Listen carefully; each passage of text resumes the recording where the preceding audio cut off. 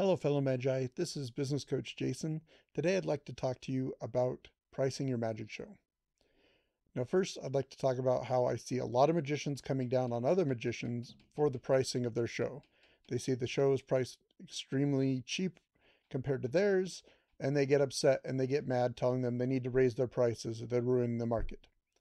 They're not ruining the market. If they've taken business away from you because they have a less expensive show, either you haven't shown the value of the show that you're producing, or you weren't going to get that show anyway. I lose a lot of gigs to the $75 magician in the area, but if he doesn't take the gigs, I'm not going to get them. They're not going to pay more money. They don't have enough money. I've heard some people say that, well, they shouldn't be able to get a magician if they can't afford my prices or the prices of a proper magician. Well, that's not how the open market works either. If there's somebody willing to do it at a certain cost, that's what's going to go for. You might actually lose a few pieces of business to them, the people that are only price shopping, but people are going to pay for what they get. If you show your value, you should be able to still land the gigs if you're priced correctly. So, talking about pricing correctly, let's talk about real estate. So, the selling price of a house is just coming onto the market is based on what's called comparables, or prices that similar houses in the same neighborhood sell for, or its real estate criteria. For example, take a big mansion, plop it down in the good part of Beverly Hills, and it's worth 20 or 40 million dollars. Not that out of line. Now let's take it and put it in North Dakota, out in the middle of the plains. Now it's worth 500,000, maybe a million max. The same mansion, different neighborhood, different criteria. See? Now, it's the same thing with magic. You cannot price your magic in a vacuum. You have to consider its neighborhood, its context, the magic criteria that connect it to the rest of the magic world. You're going to find that no matter what market you sell in, whether it's local, regional, national, international, that for the most part, every type of magic, every type of magician has its own price structure. That includes yours.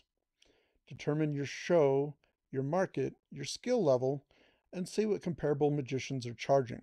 For example, I do local shows, so therefore I don't compare myself to people that are not outside of my local demographic. I don't even go outside of my valley usually. So I'm not comparing myself to people that are only 60 miles away from me.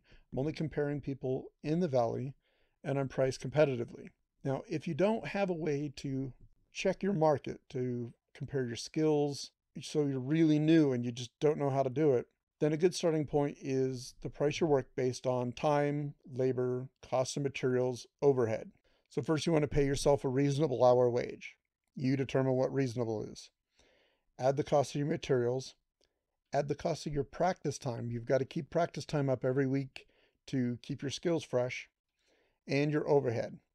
For example, if I practice 10 hours a week, plus my hour of show time, plus my overhead is $20 a week, I pay $5 for the materials for my show, and I want to make $25 an hour, I do one weekend show and it's priced at $300. If I know that I'm going to have two shows every weekend, then I can split it between the two and do 150. That's not likely. So let's say I get one show every weekend and sometimes two shows. Well, then you're going to split the difference and you're going to have the $225.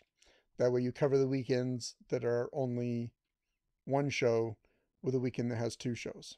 Now, don't forget your comparables though. So if you use this formula and your magic show turns out to be more expensive than what the other magicians in your area are charging for similar art, then you're going to have to rethink your pricing. Maybe pay yourself less per hour, maybe figure out a way to cut your overhead. So this is how you should go about pricing. You don't have to. You can still complain about other magicians' pricing, but your complaining is never going to change them. And it's just creating disharmony. You're making the new magicians feel bad because they don't have the skills that you have, so therefore they can't command the same prices. They're working on bringing their skills levels up, and as all the pro magicians know, flight time is essential. They're trying to learn their skills. They need to be practicing in front of a live audience. And why do it for free? Get what kind of money you can. So there are my thoughts and feelings on how to price your magic show. We'd love to hear your thoughts on it. You can reach me at jason@jasonmporter.com. Until next time, we'll catch you later.